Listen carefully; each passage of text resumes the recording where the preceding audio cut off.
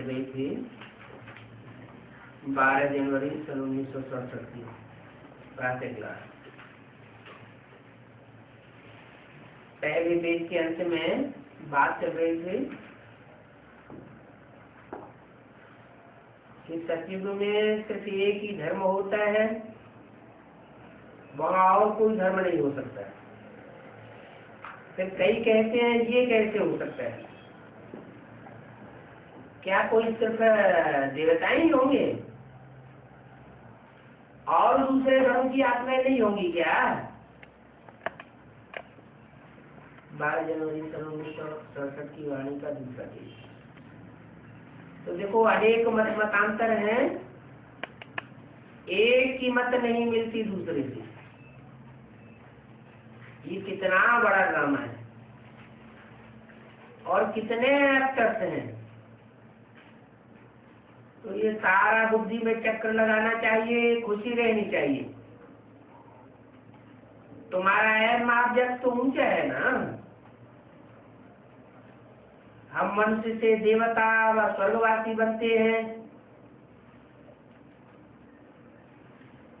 और सब धर्म वालों का कोई एम ऑब्जेक्ट नहीं है। क्या नर से नारायण बने, नारी से लक्ष्मी बने, ये भी सिर्फ तुम ब्राह्मण ही जानते हो कि स्वर्ग की स्थापना हो रही है। और धर्म की जो आत्माएं हैं उनको ये भी निश्चय नहीं है। भले ज्ञान में आ चुकी है, ब्राह्मण बन चुकी है, लेकिन ब्राह्मण बनने के बाद भी उनकी बुद्धि में ये फिक्स बैठता नहीं है कि स्वर्ग की स्थापना हो रही है। क्योंकि अनेक धर्मों से खिंच करके आत्माएं ब्राह्मण बनी है। जैसे जाड़ के चित्र में 10 धर्म दिखाए गए हैं, उनकी 10 जड़ें दिखाई गई हैं, तो साबित होता है कि दुनिया के जो भी दूसरे धर्म हुए हैं वो हिंदू से ही निकले। हिंदू ही दूसरे धर्म में कन्वर्ट हुए और कन्वर्ट होते होते हिंदुओं की संख्या कम हो गई और दूसरे धर्म बढ़ते चले गए।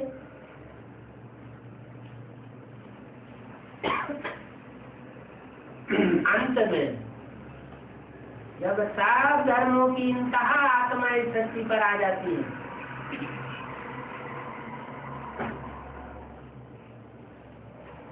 और बहुत ही मनारा हो जाता है, अशांति हो जाती है। आप सुप्रीम सोल इस सृष्टि पर आकर के हर धर्म से चुनी हुई श्रेष्ठ आत्माओं को खींचते हैं और ब्रह्मा की औलाद बनाते, ब्राह्मण बनाते। इसीलिए भक्ति मार्ग में 9 कुरियों के ब्राह्मण गाए हुए हैं, क्योंकि नंबरवार धर्म से खिंची हुई आत्माएं 9 कुरियों के ब्राह्मण बनती हैं।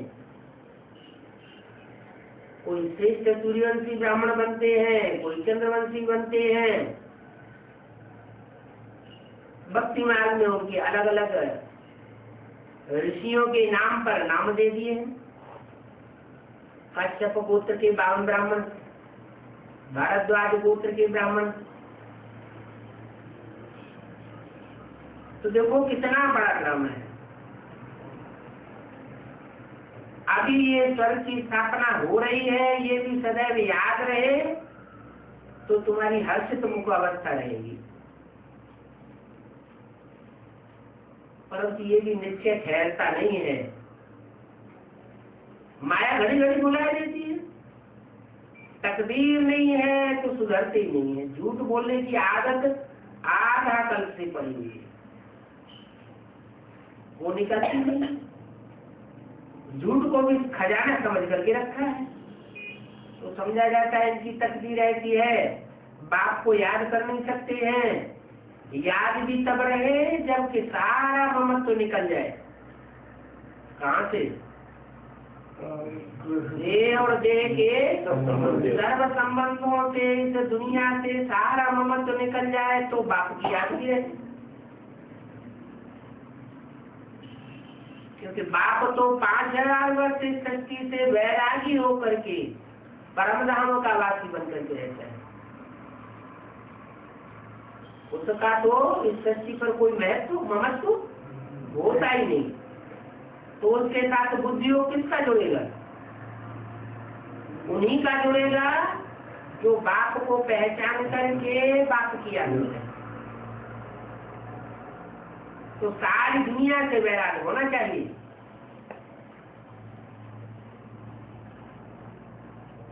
मित्र संबंधी आदि को जैसे देखते हुए भी नहीं देखो। जानते हो ये सब नरकवासी कब्रस्तानी है, कब्र दाखिल होने वाले हैं, हुए पड़े और ये सब खत्म हो जाने हैं। रहेंगे कितने? 9 लाख। सिर्फ 9 लाख सितारे जो यादगार आसमान में दिखाए जाते हैं वो तो जड़ सितारे। इस धरती के 9 लाख चैतन्य सितारे बचेंगे।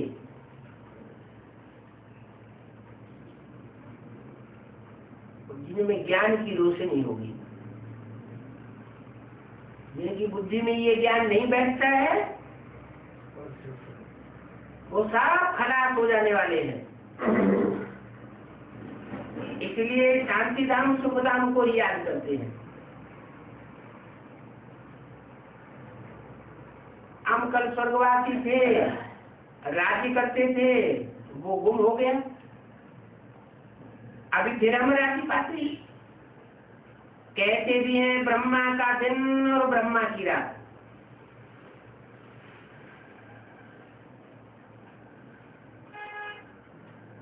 इसका दिन और रात गया हुआ है ब्रह्मा का। प्रजापिता का क्यों नहीं कहा? प्रजापिता की ब्रह्मा का दिन और ब्रह्मा की रात। प्रजापिता का दिन और प्रजापिता की रात नहीं कहते। क्यों? क्योंकि प्रजापिता के रूप में सुप्रीम सोल मुकर्रर रूप से पाठ बजाता है, तो मुकर्रर रथ के रूप में पाठ बजाता है। और दूसरे मनकों में नंबरवार टेम्परेरी रूप से पाठ बजाता है। तो और आत्माएं अज्ञान की रात्रि से गुजरती हैं एक बार ईश्वर को पहचानने के बाद भी। लेकिन प्रजापिता आज से लेकर के अंत तक कभी अज्ञान की रात में गुजरता नहीं। आज कब? आज वो नहीं, नहीं, याद वो नहीं। जिस समय साक्षात्कारों का अर्थ सुनाया गया, साक्षात्कार का अर्थ सुनाना, सुनना, समझना, ये कोई ज्ञान का फाउंडेशन नहीं है। ज्ञान का फाउंडेशन तब पड़ता है जब ब्रह्मा मुख से जो बातें निकलती हैं, जिन्हें वेदवाणी कहा गया है भक्ति मार्ग में, उस वेदवाणी का क्लैरिफिकेशन निकले। ब्रह्मा के मुख से जो बोला गया वो गीता ज्ञान। उस गीता ज्ञान को अमृत तब कहें जब वो गीता ज्ञान मंथन किया जाए। तो सन 36 में न गीता ज्ञान था, वही भक्ति मार्ग की पुरानी गीता पढ़ करके सुनाते थे, ओम ओम ध्वनि का उच्चारण करते थे। जैसे भक्ति मार्ग में लोग करते हैं ऐसे वहां भी करते थे। तो वहां कोई ज्ञान प्रकट नहीं हुआ, प्रत्यक्ष रूप से नहीं आया सामने। वो भक्ति का फाउंडेशन था। जो भी आत्मा उस समय ज्ञान में उठी वो साक्षात्कार के आधार पर उठी थी। साक्षात्कार का फाउंडेशन था। ब्रह्मा का भी फाउंडेशन किस बात का था? साक्षात्कार का। तो भक्ति का फाउंडेशन था। ज्ञान का तो सिर्फ बीज मात्र मिला, साक्षात्कारों का अर्थ। पौधा तो तब भी नहीं बना। पौधा तब बनता है जब परमात्मा स्वयं शिव आकर के जो गीता ज्ञान मिलता है ब्रह्मा के मुख से, उसका सुप्रीम टीचर बन करके अर्थ बताते। तब तक ब्रह्मा भी अंधेरे में है,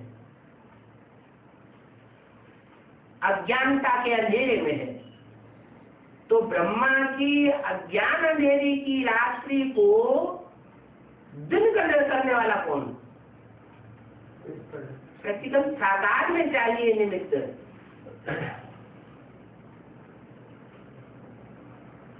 आज में भी ब्रह्मा भटकते थे अपने साक्षात्कारों का अर्थ समझने के लिए। अपने गुरुओं से पूछा, वहां के विद्वान आचार्यों से पूछा, हल कहाँ से हुआ? पूरी बंगाल में अपनी दुकान में जब पहुंचे और जाना कि हमारा जो भागीदार है वो हमारे जीवन का बहुत सच्चा और अच्छा और विद्वान व्यक्ति है, और उसके द्वारा जो साक्षात्कारों का रहस्य मिला वो उनकी बुद्धि में बैठ गया।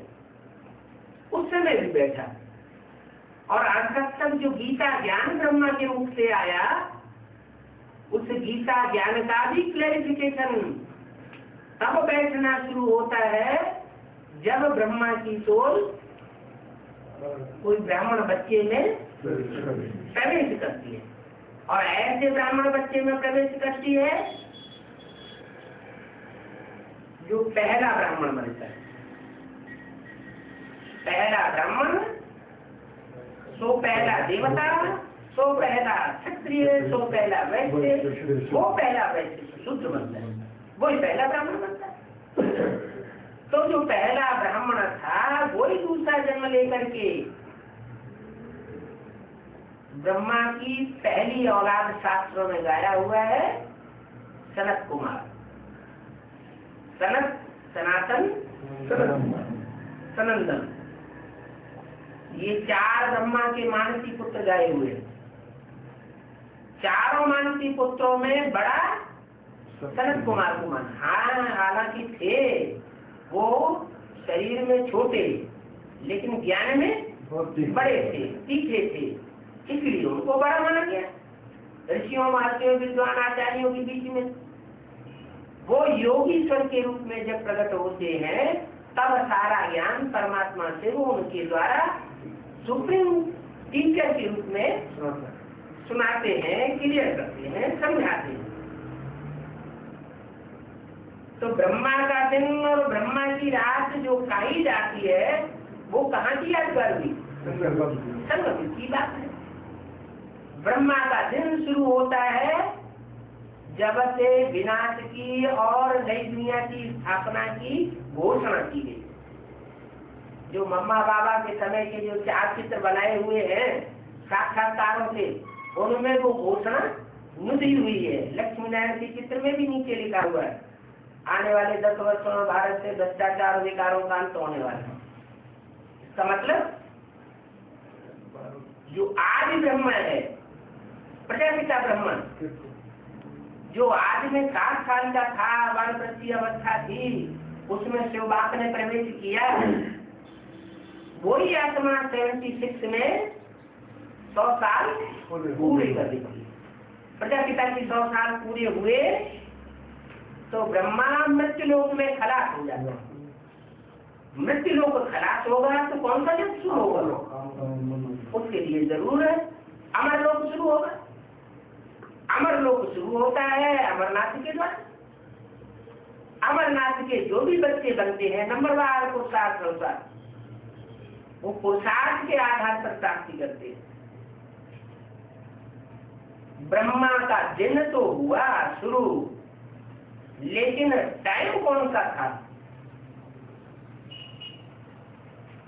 अंग्रेजों में तो ब्रह्मा का दिन रात्रि की वो दिन की शुरुआत रात्रि के 12 बजे मानते हैं। क्यों? क्योंकि रात्रि के 12 बजे से सूर्य उबलना शुरू होता है। भले अंधेरा रहता है लेकिन रात्रि समाप्त होने की शुरुआत हो जाती है, पूरा निकलता नहीं है। भारतवर्ष में तब मानते हैं जब सूर्य दिखाई देता है, प्रत्यक्ष दिखाई देता है।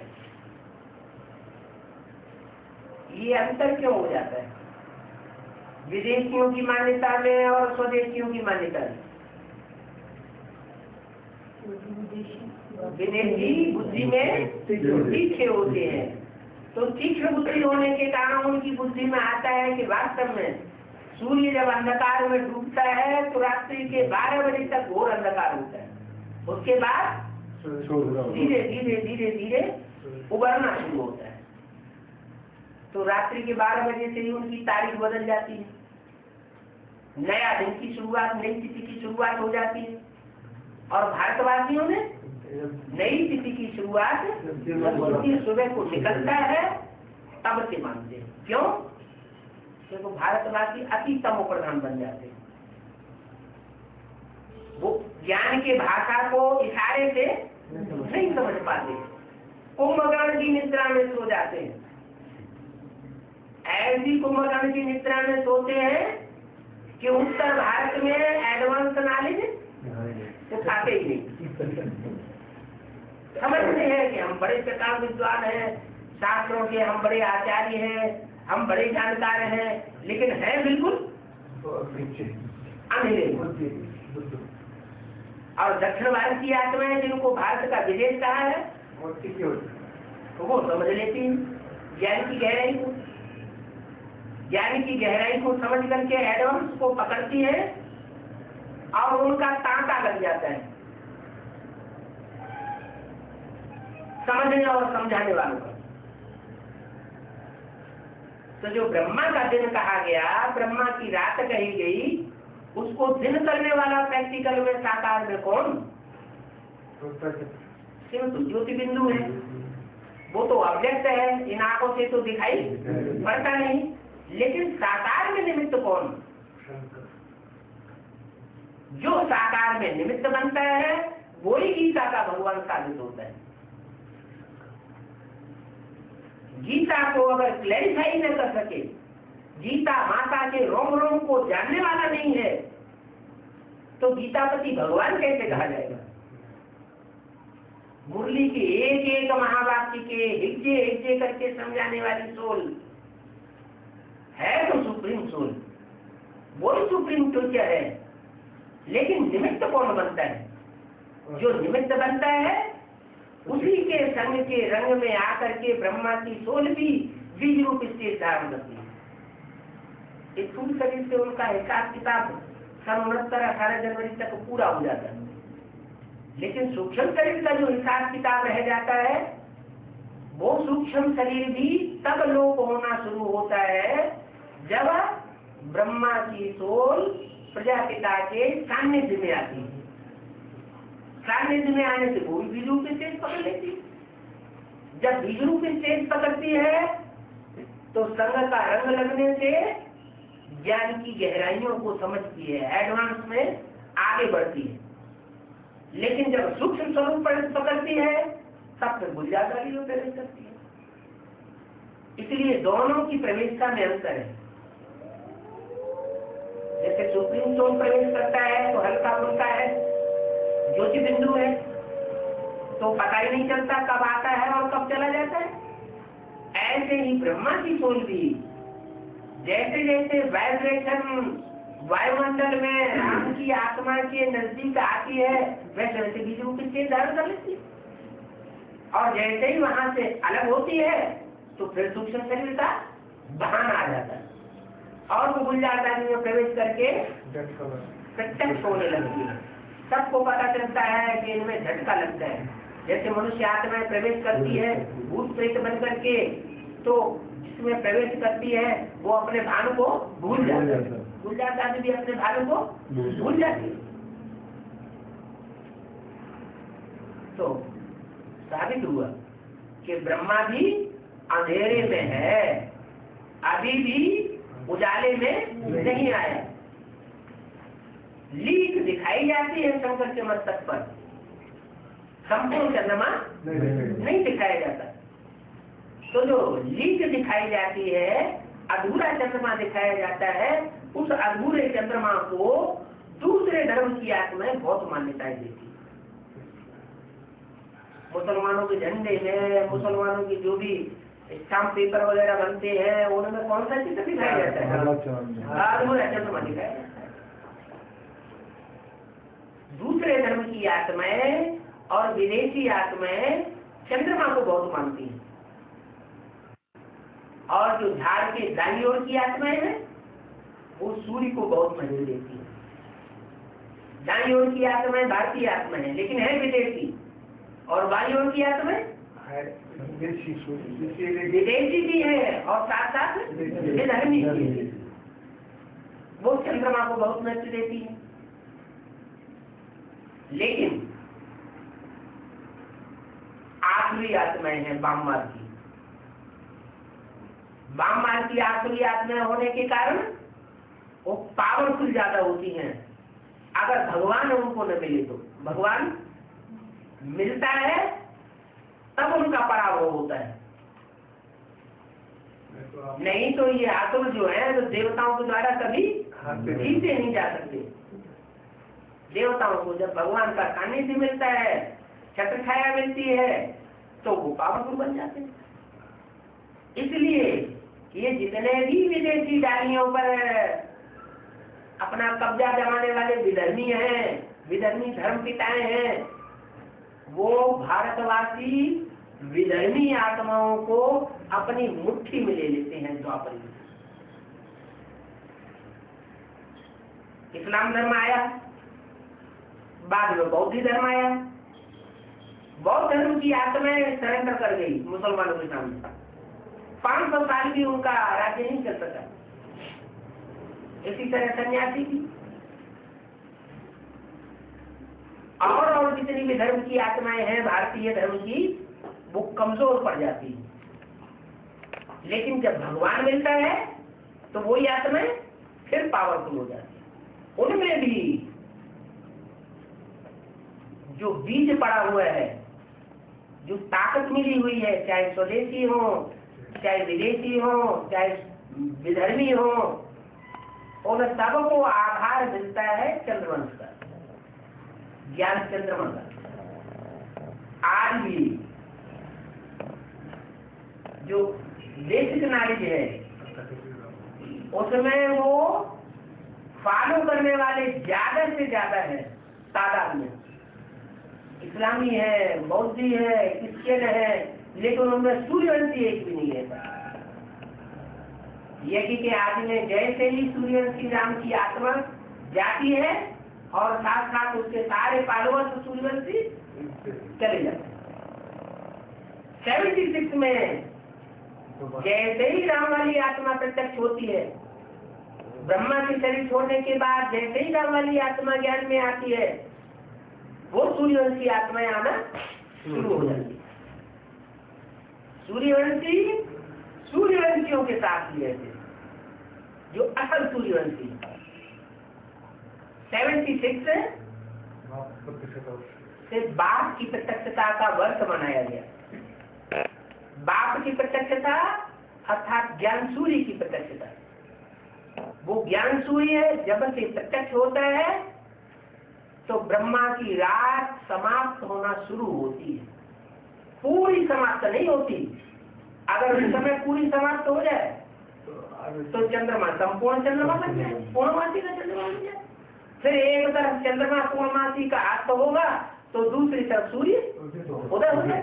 लेकिन अभी भी वो ज्ञान चंद्रमा पूरा नहीं, संपूर्ण नहीं बना है। पूर्णमासी का चंद्रमा नहीं बना है, अधूरापन है। कलाएं घटती रहती है, कभी थोड़ी बढ़ती है फिर घट जाती हैं।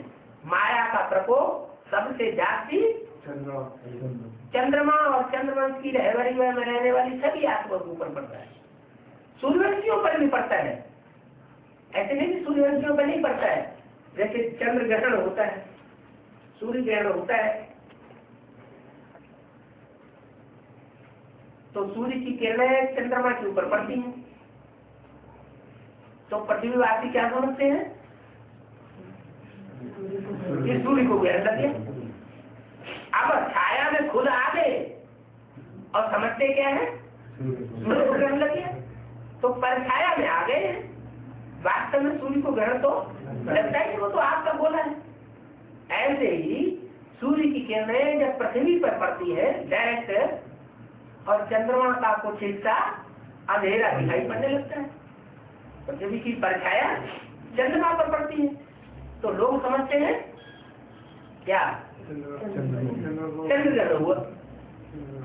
वास्तव में चंद्रमा परछाया में आता है, सूर्य कभी परछाया में नहीं आता। तो सूर्यवंशी जो आत्माएं हैं और जो ज्ञान सूर्य है, जो संक्षेत्र से उदित होता है, जिसके प्रत्यक्षता का वर्ष संक्षेत्र में मनाया गया, वो आत्माएं माया से कभी भी हार खाने वाली होती नहीं है। लेकिन ज्ञान पूरा जब तक बुद्धि में नहीं बैठता है, जब तक गीता का भगवान डिक्लेयर नहीं होता है, तब तक उनके ऊपर की असर पड़ता रहता है। क्यों? क्योंकि सृष्टि का पहला पत्ता है कृष्ण। कृष्ण की सोल का ही जब तक उद्धार नहीं हुआ है, तब तक सृष्टि पर किसी का उद्धार नहीं हो सकता। क्यों? इतनी प्रियरिटी, इतना महत्व कृष्ण वाली सोल को क्यों देते हैं? सुप्रीम सोल या ड्रामा? उस पत्ते को जो जन्म देने वाली है, उसको इतना महत्व क्यों नहीं दिया गया कि एक के पतित बनने पर सब पतित हो जाते हैं, एक के पावन बनने पर सब पावन हो जाते हैं। वो कौन एक है? नहीं, प्रजापिता क्या मेरे में है? प्रजापिता क्या पतित है? सुप्रीम सोल प्रजापिता में जो पार्ट बजाता है वो पतित पार्ट है। फिर तो अगर आगामी अगर उसको पतित पार्ट समझते हैं तो सारी सृष्टि पतित ही मानती रहे। फिर तो शंकर को पूजा पूजनीय स्थान पर नहीं रखना चाहिए। हाँ, तो कृष्ण जिस पीपल के पत्ते पर दिखाया जाता है, वो पीपल का पत्ता बहुत हिलता डुलता है। कृष्ण जैसी श्रेष्ठ सोल उसमें विराजमान है, सृष्टि का पहला पत्ता उसमें विराजमान है। इसलिए वो पीपल के पत्ते रूपी नवैया हिलेगी डुलेगी लेकिन डूबेगी नहीं। जितने भी पत्ते होते हैं, उन सब पत्तों में, जितने भी दरख्त होते हैं, उनके पत्तों में सबसे ज्यादा हिलडुल करने वाला पत्ता पीपल का पत्ता होता है। पीपल पात कर सुमन डोला। मन मन मन ब्रह्मा, मन रूपी ब्रह्मा जो है वो पीपल पत्ते के आधार लेकर के आता है। मन अभी भी ब्रह्मा की सोल जगदम्बा में प्रवेश करके पाठ बजाती है।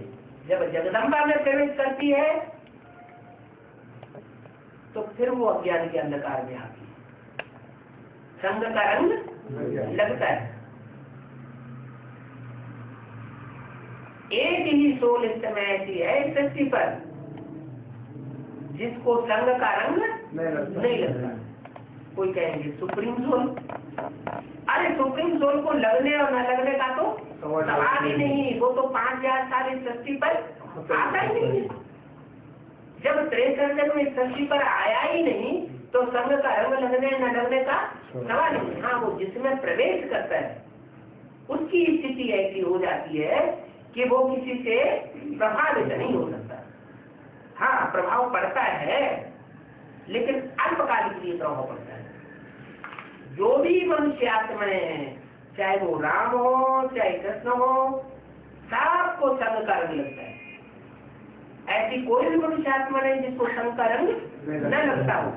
लेकिन क्योंकि सुप्रीम सोल उसमें प्रवेश करता है और पावरफुल रूप में प्रवेश करता है, बाप के रूप में प्रवेश करता है, माँ के रूप में नहीं, बाप के रूप में प्रवेश करता है, इसलिए बड़ी जल्दी ही वो संग का रंग धुल भी जाता है और आत्माओं को संग का रंग ज्यादा आकर्षित करता है और ज्यादा लंबे समय तक रहता है।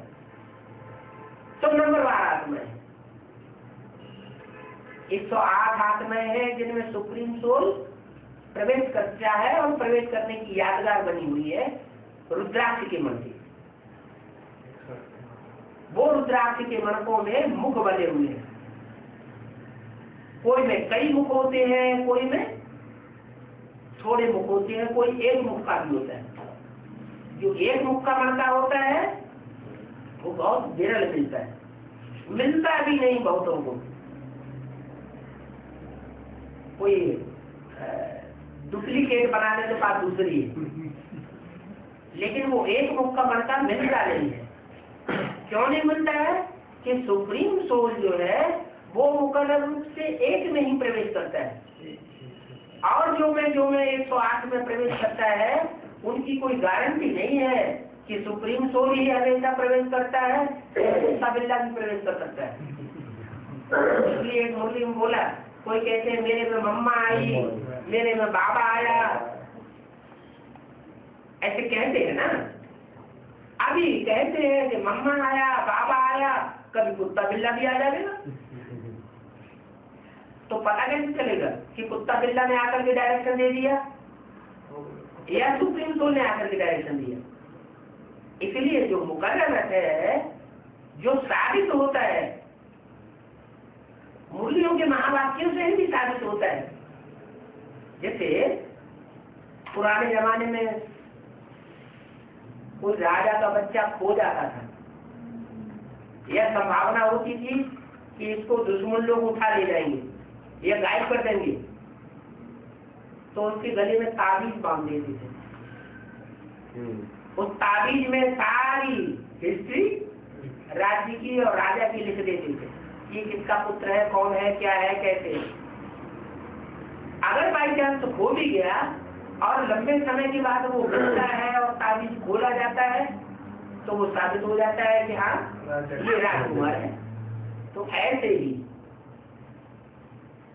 सुप्रीम सोल जिस तन में मुकर्रर रूप से प्रवेश करते हैं, उस तन के लिए कहते हैं सिकील थे, बड़े बड़े सिक से मिले हुए। बहुत समय के बाद, तो बहुत समय के बाद का मतलब ये नहीं 5000 साल के बाद, 5000 साल तो सभी के लिए, उसमें क्या सिक से मिले हुए। अभी की ही बात, यज्ञ के आदि में जो आत्माएं बिछड़ गई थी, सूर्यवंशी आत्माएं, वही सूर्यवंशी आत्माएं कारण अकारण बिछोड़ने के बाद, अभी ब्रह्मा के शरीर छोड़ने के बाद सन 76 से फिर बाप से मिलना शुरू होगी। उनके लिए कहा गया बड़े सिक से मिले। तो वो बच्चे बाप को मिलते हैं या बाप उन बच्चों को ढूंढ लेता है, उन बच्चों के द्वारा ही सूर्यवंश की स्थापना होती है। सची को कौन सा वंश होगा? सूर्यवंश होगा। क्या दूसरे वंश के भी होंगे? नहीं होंगे। हाँ, बीज रूप आत्माएं हो सकती हैं। क्या जो बीज है वो कभी नष्ट नहीं होते, वो बीज जड़ भी बनते हैं। जड़ में ज्यादा ताकत होती है, बीज में ज्यादा ताकत होती है। बीज में ताकत ज्यादा होती है। वो बीज उन पर छिलका चढ़ जाता है, कोई में मजबूत छिलका चढ़ता है, कोई में सॉफ्ट मुलायम छिलका चढ़ता है। तो कोई का छिलका जल्दी उतर जाता है और कोई का छिलका बहुत मुश्किल से उतरता है। छिलका सबका उतरना है। बीज सब बनेंगे लेकिन देह अभिमान का छिलका उतरेगा। लेकिन सबसे पहले जो बीज है इस सृष्टि में स्थापना के और पालना के निमित्त बनते हैं, वो कौन से होंगे? सूर्यवंशी होंगे, चंद्रवंशी होंगे, जो इस्लाम धर्म के बीज होंगे वो होंगे, या बौद्ध धर्म के आदि होंगे। जो सूर्यवंशी होंगे वो पहले निमित्त बनते हैं, नई दुनिया की स्थापना के कार्य में विशेष सहयोगी बनते हैं। इसलिए इसी साल की अमृतवाणी में बोला है कि बाप दादा ने तुम बच्चों को नई दुनिया की सौगात दी है। माना नई दुनिया का फाउंडेशन लगना शुरू हुआ है। स्वर्ग का फाउंडेशन नहीं, लेकिन नई दुनिया का फाउंडेशन लगना शुरू हुआ है तुम बच्चों को। तुम बच्चों माना चंद्रवंशी इस्लाम वंशियों के द्वारा नहीं, सूर्यवंशियों के द्वारा। उन सूर्यवंशियों में से निकलती है पहले पहले 8 आत्माएं, जिन्हें कहा जाता है अष्टदेव। जो देव होते हैं पक्के, वो कुछ कम कला वाले होंगे या संपूर्ण 16 कला वाले होंगे। पक्के जो होंगे पूरे 16 कला। जो पक्के देवता होंगे वो पूरे 84 जन्म लेने वाले होंगे। तो जो पूरे 84 जन्म लेने वाली देव आत्माएं हैं, जिनमें आपस में देखा जाए तो बहुत थोड़ा फर्क होता है, उनका अंतर पता नहीं चलेगा, लेकिन थोड़ा थोड़ा फर्क होता है। वो 8 आत्माएं उनके लिए बोला कि नई दुनिया का संगठन तैयार हुआ है। उसकी जो सौगात है बाप दादा ने तुम बच्चों को दी है, उस नई दुनिया में आना जाना करते हो ना। तो इसका मतलब कि जो कई साल पहले बाप दादा ने अव्यक्तवाणी में बोला हुआ था, एक भी पावरफुल संगठन तैयार होने पर एक दूसरे ग्रुप को खींचते हुए अंत में 108 की माला का संगठन एक हो जाता है। इससे साबित होता है कि माला में 108 मण के जो है वो 9 ग्रुप के हैं।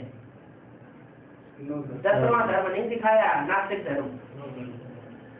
नास्तिक धर्म वाले भगवान को ही नहीं मानते तो वर्षा क्यों पाएंगे।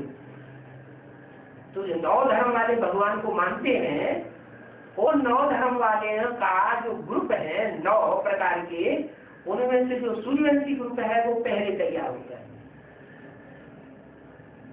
सूर्यवंशी ग्रुप तैयार होता है तो बाकी जो ग्रुप है वो अपोजिशन करेंगे या नहीं करेंगे? करेंगे।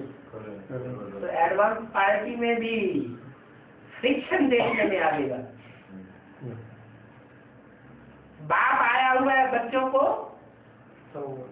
टच करने के लिए। याद है, फादर तो सन और सन तो फादर। तो कौन पहले अपना काम करेगा? फादर। सर्वशक्तिवान है, वो अपने बच्चों को पहले प्रत्यक्ष करेगा, खुद बाद में प्रत्यक्ष होगा। छुपा रुस्तम तो बाद में बोले।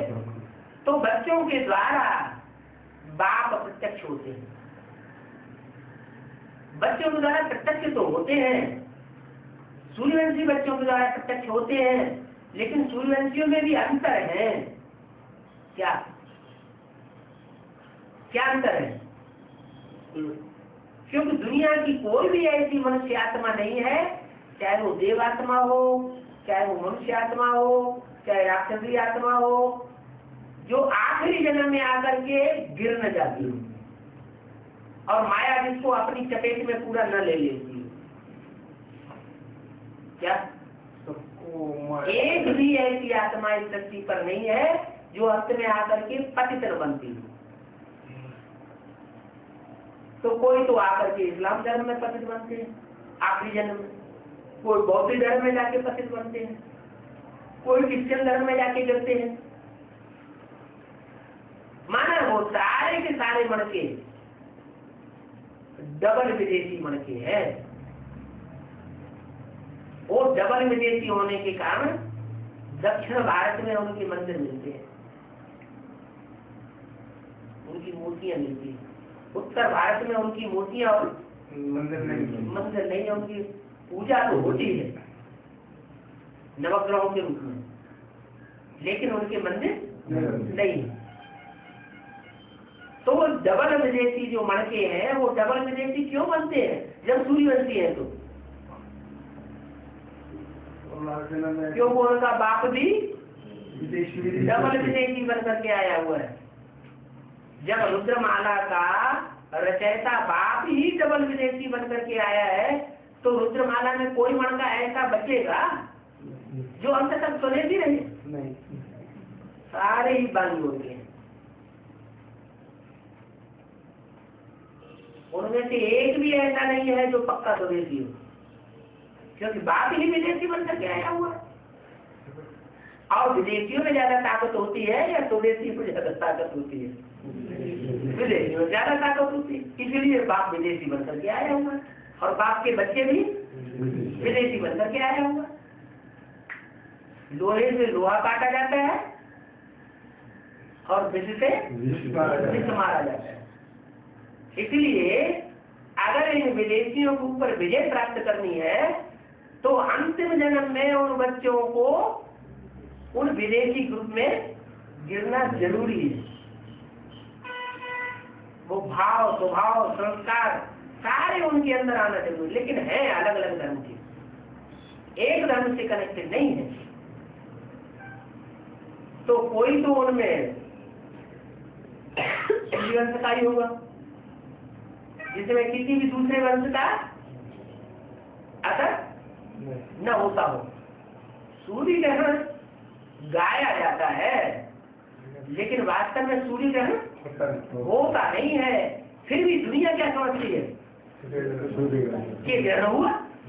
तो ये बात कहाँ की होगी? संगम युग में भी ब्राह्मणों की दुनिया में एक टाइम ऐसा आता है जो ज्ञान सूर्य है, उस ज्ञान सूर्य को सारी दुनिया में से कोई भी पूरा नहीं पहचान पाता। थोड़े या ज्यादा टाइम के लिए सब छोड़ते हैं। अष्टदेव जो है उनमें भी अंतर हो जाता है थोड़ा थोड़ा, वो भी नहीं पहचान पाते। इसलिए जगन्नाथपुरी में जगन्नाथ को भुजा नहीं दिखाई जाती। शंकर के लिए भी बोला है बाबा ने कि ब्रह्मा को 1000 भुजाएं देते हैं, शंकर को भुजाएं नहीं देते हैं। क्यों नहीं देते हैं?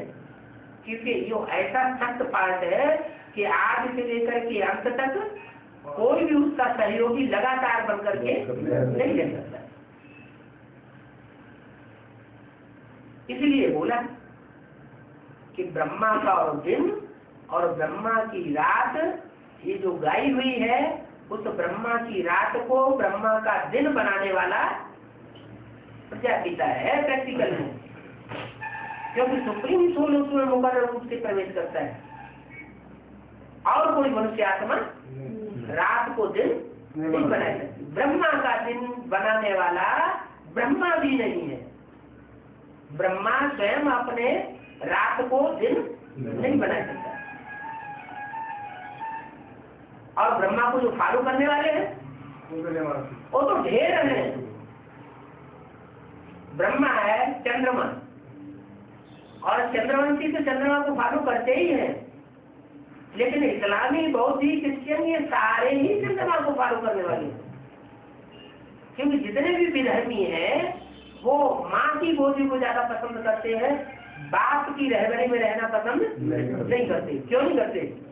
बाप सत्य स्वभाव का है और माँ को तो कभी भी कंट्रोल में ले सकते हैं बच्चे। बाप खुदा खास्ता मर जाता है, दुनिया में भी देखा जाता है, तो जो बच्चे होते हैं वो माँ के ऊपर कंट्रोल करना शुरू कर देते हैं। ऐसे नहीं जैसे बाप के कंट्रोल में चलते हैं वैसे ही माँ के कंट्रोल में चलते हैं, नहीं। ये हिसाब है। बच्ची जब बाप के घर में जन्म लेती है तो बाप के अंदर में रहती है, शादी हो जाती है तो पति के अंदर में रहती है, और जब बच्चे बड़े बड़े हो जाते हैं तो बच्चों के अंदर में हो जाती है। ये माँ का स्वभाव है। माँ कभी अपने आतताई से आतताई बच्चे को भी अपनी गोद से अलग नहीं होने देना चाहती, भले कितना भी दुष्ट बच्चा हो, उसको दुख देने वाला हो। जिसका मिसाल यही में देखा गया कि ऐसे ऐसे बच्चे हुए फिर जिन्होंने अपना अलग संगठन वर्ष बना करके संस्थाई अलग खड़ी कर दी और बाबा को पता भी नहीं चला, तो बाबा को बहुत अच्छा लगा, हृदय की गति ही रुक गई।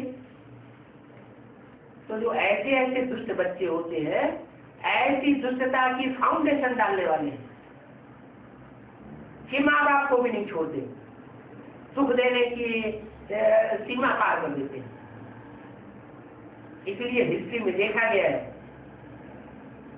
कि मुसलमानों ने और क्रिश्चियंस ने अपने बाप की राजाई पाने के लिए अपने बाप को ही नेस्त नाबूद करने की कोशिश की। औरंगजेब ने ब्रिगेड में डाल दिया। तो ये विदेशियों का, विधर्मियों का ये स्वभाव संस्कार है। वो माँ बाप को, प्रवृत्ति मार्ग को प्रियरिटी नहीं देते, महत्व नहीं देते। ये भारत की परंपरा है कि यहाँ प्रवृत्ति मार्ग को बहुत मान्यता देते हैं, माँ बाप की बहुत रिगार्ड देते हैं। अब आखिरी जन्म में अब देखा जाता है कि भारत के सभी जितने भी हैं थोड़े से छोड़ दो, क्योंकि प्राय लोग होता है सनातन धर्म, पूरा लोग तो होता नहीं, थोड़े परिवारों को छोड़ दो। कुछ ऐसे परिवार है अभी भी जो अपने परिवार के मुखिया को ही मानते हैं, और चाहे राज्य का राजा भी आ जाए उनके ऊपर तो भी उसकी बात नहीं मानी। लेकिन बहुत बेरल है, ढूंढने से भी ऐसे परिवार बहुत थोड़े मिलते हैं। लेकिन ज्यादातर ऐसे हुए पड़े हैं हिंदुस्तान में जो पाश्चात्य सभ्यता से बहुत प्रभावित हो गए। जैसे विदेशों में जाओ, वहाँ माँ बाप को कुछ बच्चे मानते ही नहीं, माँ बाप को कोई रिगार्ड नहीं। माँ बाप कहें तो ये काम करो तो नहीं, जानबूझ कर तुम दूसरा काम कर लेंगे। तो वही प्रभाव भारत में आता चला जा रहा है। विदेशियों से भारतवासी पूरे प्रभावित होते जा रहे हैं। तो जो पार वाली परंपरा है वो टूट जाती है। उसी पार वाली परंपरा को फिर से स्थापन करने के लिए, माता पिता की दुनिया को बनाने के लिए अब परमात्मा बाप इस धरती पर आता है। वो बाप बन करके आता है, माता को भी अडॉप्ट करता है, लेकिन माताएं जो है वो बच्चों के रंग में ज्यादा रंग जाती है। उनको सुधारना यही सबसे बड़ा काम। इसलिए कहते हैं घर की धरित्री अगर अच्छी हो तो घर स्वर्ग बन जाए, और घर की धरित्री अगर अच्छी न हो तो घर नरक बन जाए। फाउंडेशन कहाँ से पड़ता है? संगम से। संगम युग में भी जो सारे जगत की अम्बा है वो जगदम्बा के ऊपर ही सारी बात आ जाती है। दिल्ली का सुधार सारी दुनिया का सुधार, दिल्ली का परिवर्तन सारे भारत का परिवर्तन, दिल्ली के ऊपर सारा मजा आ जाता है। क्योंकि दिल्ली ऐसी धरणी है, ऐसी दुनिया की एक राजधानी है जहाँ दुनिया के सब धर्म के लोगों ने राज्य किया है। माँ की गोदी में तो सभी बच्चे पालना लेने के अधिकारी होते ही हैं, सब राज्य करते हैं। माँ की गोदी में खेलते हैं, टट्टी पेशाब कर देते हैं, माँ उसको सफाई करती है। तो ये दिल्ली की धरणी एक ऐसी धरणी है, अगर ये परिवर्तित हो गई तो सारी दुनिया परिवर्तित। लेकिन ये परिवर्तित होने की प्रक्रिया बड़ी कठिन है। दिल्ली बड़े से बड़ा कब्रिस्तान बनती है और दिल्ली बड़े से बड़ा परिस्तान भी बनती है। जमुना के कंठे पर वैकुंठ बनेगा, और दुनिया भी नदियों का नाम नहीं लिया, और किसी शहर का नाम नहीं लिया कि वहां वैकुंठ की स्थापना होती हो, जन्नत की स्थापना होती हो, पैराडाइज की स्थापना होती हो, नहीं, जमुना की कंठे। तो जो जमुना का कंठा है वो दिल्ली शहर है।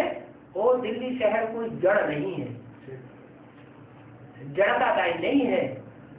जड़ दिल्ली भी पत्थरों की बनी हुई है। क्या जो नई दिल्ली अभी बनाई है क्रिश्चियंस ने, तो कैसी बनाई है? पत्थरों की बनाई हुई है। माना भले नई दिल्ली बनाई है, लेकिन नई दिल्ली भी पत्थर बुद्धि है।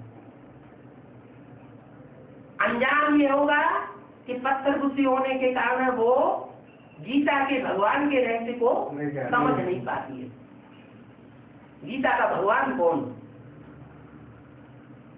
गीता का भगवान बिल्कुल बुद्धि में यही बैठता है कि कृष्ण की आत्मा। दादा लेखराज ही गीता का साकार में भगवान हुआ, और इसके अलावा कोई साकार में भगवान हो नहीं सकता। ब्रह्मा कुमारियां की ये बात बेसिक नाली वाली जानती ही है, मानती ही है, लेकिन ब्रह्मा कुमारियों की जो बीज है वो कौन? ब्रह्मा कुमारियों की भी कोई बीज है, अयम चंद्रवंशियों का भी कोई बीज है, कौन है? ब्रह्मा कुमारी में सब धर्म से घुसे हुए हैं, सूर्यवंशियों को छोड़ करके। तो सब धर्मों का बीज कौन है? जगदम्बा। वो सारे जगत की अम्बा है, इसलिए बहुत पावरफुल है। सुप्रीम सोल जब आते हैं तो पहले पहले किसका आधार लेते हैं? जगदम्बा का आधार लेते हैं। तो पहली रचना तो बहुत पावरफुल हो जाएगी ना। ये इतनी पावरफुल रचना है जिसे प्रकृति के रूप में पेश किया जाता है। कुदरत जब भूकंप लाती है तो दुनिया के बड़े बड़े महल मानिया अटारियों वाले जो शहर हैं वो सब ताप के पत्तों की तरह गिर पड़ते हैं। दुनिया का सबसे बड़ा विनाश होता है भूकंप से। तो किसकी करामत? प्रकृति की करामत। वो तो जड़ बात हो गई। अब चैतन्य में कौन है? धरणी। चैतन्य में धरणी भी होती है कि नहीं होती है? एशिया है, अमेरिका है, भारत है, लंदन है, यूरोप है, अफ्रीका है, तो इनकी चैतन्य मानंद शक्तियां भी कोई होंगी या नहीं होंगी?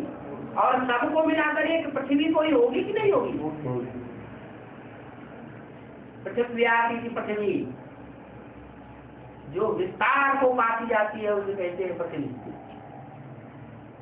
कोई ऐसा टाइम था जब 9 लाख की आबादी की ही पृथ्वी थी। कोई ऐसा टाइम भी आता है जब 10 करोड़ वाली आबादी की पृथ्वी बन जाती है त्रेता के अंत में। और अभी कलयुग के अंत में ऐसा हो गया कि 500-700 करोड़ की आबादी वाली पृथ्वी बन गई। तो विस्तार को पाया ना। पृथ्वी पर ही जीव जंतु मिलते हैं और कोई ग्रह उपग्रह के ऊपर जीवन नहीं है। तो जीवन दात्री है कौन? पृथ्वी माता। और पृथ्वी माता सतयुग के आदि में जब सतो प्रधान बन जाती है तो बहुत सुख शांति हो जाती है। जो नेचर है वो सब कुछ मुहैया कराएगी, मनुष्य को कुछ भी करना नहीं पड़ेगा। मस्ती मौज उड़ाते रहो, नाचते रहो, खेलते रहो, गीत गाते रहो।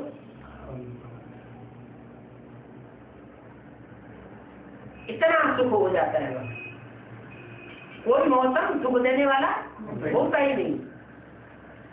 अब कलयुग के अंत में क्या हाल है? पृथ्वी भी भूकंप लाती है, आग भी चारों तरफ विभीषिका मचाती है, पानी भी चारों तरफ बाढ़ लाता है, हवा भी तूफान लाती है। तूफान में कितना नुकसान हो जाता है। तो ये 5 तत्व जो है वो आतंकवादी बन जाते हैं कलयुग के अंदर। क्यों? क्योंकि मनुष्य की प्रकृति बिगड़ जाती है। प्रकृति माने स्वभाव संस्कार। जैसे जैसे मनुष्य का स्वभाव संस्कार बिगड़ता है वैसे वैसे ये प्रकृति भी विकराल रूप धारण करती चली जाती है। अभी ये प्रकृति की मानंद जो दिल्ली नगरी है वो बहुत तमो प्रधान तामसी बनेगी। खून की नदियां बहनी है। दिल्ली कब्रिस्तान बनेगी और कब्रिस्तान बनने के बाद फिर परेशान बनेगी। चैतन्य जड़, सिर्फ जड़। जड़ तो बाद में, पहले चैतन्य। चैतन्य के आधार पर जड़ परिवर्तित होता है। चैतन्य अपने को परिवर्तित कर सकता है, जड़ अपने को अपने आप परिवर्तित नहीं कर पाता। जड़ तुम्हें वाइब्रेशन नहीं होता, चैतन्य में वाइब्रेशन होता है, वाइब्रेट करने की ताकत होती है। इसलिए जो चैतन्य धरणी है उसके लिए बोला एक के पतित बनने पर सब पतित बन जाते हैं और एक के पावन बनने पर सब पावन बन जाते हैं। तो क्या किया जाए? जब एक के ऊपर ही सारा मदार है तो क्या करना चाहिए? एक ही सुनना चाहिए, एक ही सब कुछ सुनना चाहिए, एक ही बात सुनना चाहिए है? जगदम्बा को योगदान। हाँ, जगदम्बा को याद नहीं करना है। जैसे किसी को सर्चलाइट दी जाती है ना, तो पहले उसके साकार स्वरूप को एक बार तो ध्यान दिया जाता है, फिर उसके बाद बाप की याद में रह करके उस आत्मा को सर्चलाइट देते हैं। ये नहीं कहा मुरली में कभी माँ को याद करना है, ब्रह्मा को याद करना है। क्या करना है? ब्रह्मा को योगदान देना है, रिगार्ड देना है। तो योगदान देना ही सबसे बड़ा रिगार्ड है। उसका उद्धार हुआ तो सारी सृष्टि का उद्धार हो जाएगा। इसलिए बोला कि ब्रह्मा का दिन और ब्रह्मा की रात गाई हुई। ब्रह्मा फिर जिस रूप में संसार में प्रत्यक्ष होता है, दाढ़ी मूछ के रूप में तो संसार में पूजा नहीं ले पाता, लेकिन ब्रह्मा की सोल कौन से रूप में पूजा लेती है? जगदम्बा रूप में पूजा लेती है। क्यों? क्योंकि पुरुष तन होता है दुर्योधन दुशासन, वो स्थापना के कार्य में, नई दुनिया की स्थापना के कार्य में, स्वर्ग के उद्घाटन के कार्य में सहयोगी नहीं बन सकता। लेकिन कन्याएं माताएं अगर अपने पर उतर आए तो पुरुष उनकी प्योरिटी को कोई आघात नहीं पहुंचा सकता। अगर अपनी पर उतर आए तो उनमें कन्याओं माताओं में मुख्य कौन है? जगदम्बा। जब योग बल की पावर मिलेगी तो जगदम्बा भी ऐसी सशक्त बन जाएगी कि एक बार महाकाली का रूप धारण करने के बावजूद भी वो इतनी पवित्रता को धारण कर लेगी कि दुनिया उसका कुछ भी बिगाड़ नहीं सकती। तो ब्रह्मा का दिन और ब्रह्मा की रात ये जो गाई हुई है, परम का ज्ञान विद्वान आदि में कुछ भी नहीं है कि ब्रह्मा की रात कब होती है और ब्रह्मा का दिन कब होता है। बेसिक नॉलेज के जो विद्वान आचार्य हो क्या समझते हैं कि सत्य बताएगा ब्रह्मा का दिन, द्वापर कलयुग ब्रह्मा की रात। अरे वहाँ ब्रह्मा होता भी है, जब ब्रह्मा ही वहाँ नहीं होता है तो ब्रह्मा का दिन और रात होने का क्या सवाल? तो कहाँ की यादगार? ये संगम की शूटिंग पीरियड की बात है। शूटिंग पीरियड में ब्रह्मा का दिन भी होता है, ब्रह्मा की रात भी होती है। शास्त्र भी कितने ढेर करते रहते हैं ये विद्वान आचार्य। एक चंद्रकांत वेदांत का भी नाम रख दिया है। इसमें है सारी कहानी बटुक की। चंद्रकांत वेदांत में कहानी बटुक माना ब्राह्मण बच्चे की कहानी। बटुक बच्चे को कहा जाता है। अब कृष्ण तो नहीं है, वो तो कितना बड़ा श्री नारायण बन गया। बटुक किसकी बात है? वही सनत कुमार। सनत कुमार जो है वही शास्त्रों में बटुक के रूप में गाया हुआ है। बटुक करो मतलब है बटुक माने ब्राह्मण बच्चा। हाँ, ब्राह्मण बच्चा, ब्रह्मा का कोई ऐसा बच्चा है। बटुक से बटक फिगर करके बन गया बटुक। जो बहुत भटकता हो तो बटुक। धर्म स्थापना के कार्य में दबके तो खाने ही पड़ते हैं कि बिना धक्के खाए धर्म की स्थापना हो जाती है। चाहे इब्राहिम हो, बुद्ध हो, क्राइस्ट हो, कोई भी हो, गुरु नानक हो, उनको भटकना पड़ता है कि नहीं भटकना पड़ता है? हाँ। तो सनत कुमार गाया हुआ है सनातन धर्म की स्थापना करने वाला निमित्त, वो भी उस बटुक को भी भटकना पड़ता है। भक्ति मार्ग में भी भटकना पड़ता है।